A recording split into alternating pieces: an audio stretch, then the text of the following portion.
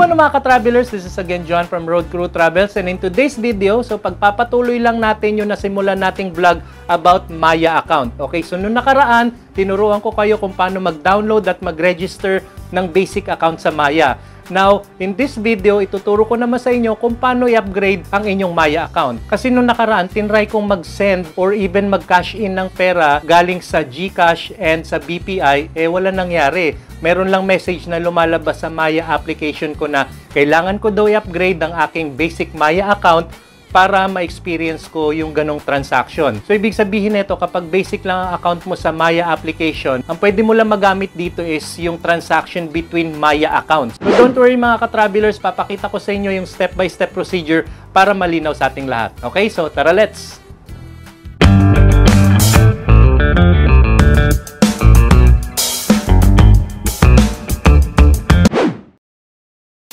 Alright, so yun po mga ka-travelers, and we're now in our mobile phone at punta na tayo sa ating Maya application, okay? So click natin tong Maya, and then from here, kailangan natin mag-login at syempre, enter natin yung ating password na ginawa natin last time, okay? Okay, from here, ito na ang ating homepage or ang ating dashboard. Now, for us to be able to upgrade our Maya account, so, punta tayo sa may upper left corner ng ating mobile phone screen. So, dito siya, oh. Ayan, click natin yan, yung profile. So, mapapansin natin dito, ang ating account is basic lang. Ayan, so makikita natin dito yung mga quick guides, favorites, missions, vouchers, etc. Okay, so for us to be able to upgrade, so makikita naman natin dito, nakalagay upgrade now. So, click natin yan.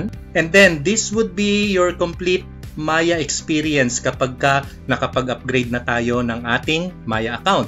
Okay, so first, ang mga steps nito is submit your ID, record a video selfie, and then enter your personal information. So yun lang yung easy steps na gagawin natin para ma-process natin itong ating upgrade sa ating Maya application or sa ating Maya account. Okay, so click natin let's go, and then ito yung mga options na pwede nating gamitin para ma-submit yung ating ID. Merong driver's license, UMID, Philippine National ID or PhilSys, and then Philippine Passport, Postal ID, PRC ID, SSID with digitized photo, and then meron din namang foreign passport para sa mga foreigners. Okay, so gagamitin ko dito yung aking Philippine driver's license, and then click continue.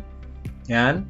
And then from here, tips for taking an ID photo. Ayan, so kailangan check your ID expiry date.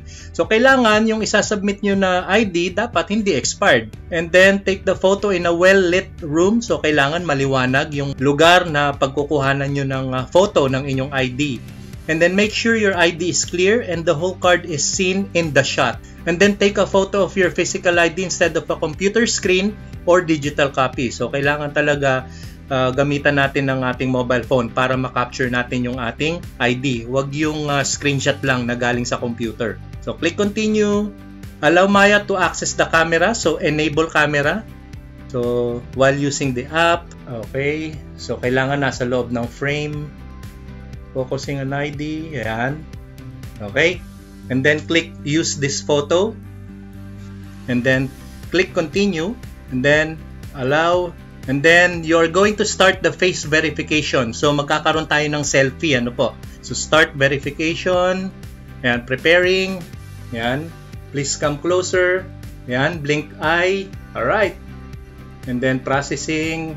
Alright, tell us about yourself. So, mapapansin natin dito, since nakapag-submit na tayo ng ating ID, so, lahat ng information na na-capture ni Maya dun sa ID is auto-populated na dito. And then, ilagay na lang natin yung mga kulang pa. So, lahat ng information na ilagay na natin. So, click continue. And then, all good. So, click submit. So, sinasubmit na ni Maya. We'll take it from here. So, it would only take for a couple of moments. So, hintayin na lang natin yung kanilang notification. Thanks for trying to complete your account, but it seems your ID and video selfie don't match. So, kailangan nating i-take na photo ulit. Balik tayo sa Maya. Kailangan talaga is malinaw yung photo. So, tatanggalin ko muna yung aking sombrero. Baka nangyari is hindi nila na-recognize yung face ko kasi nakasombrero ako. Click natin uli, upgrade now. So, madali lang din naman to. Start verification. Ito na nga, selfie, blink, come closer. Yan. Okay, so yan, success! Congrats on completing your Maya account. So alam na natin nangyari kanina, no? Since nakasombrero ko, so hindi nila na-recognize yon as compared dun sa aking ID. Kasi sa ID, of course, hindi naman ako nakasombrero. So nung tinanggal ko yung sombrero ko, yan, success na. At congrats on completing your Maya account. Enjoy higher transaction limits, more rewards, and access to Maya's best features.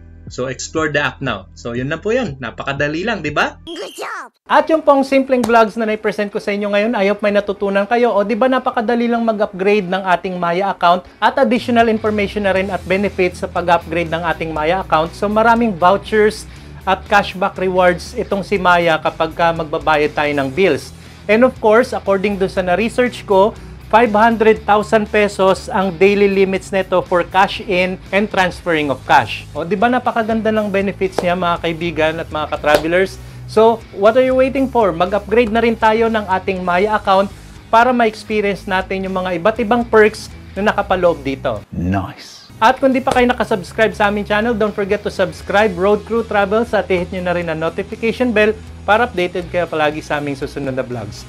So till next time mga ka-travelers, maraming salamat at God bless.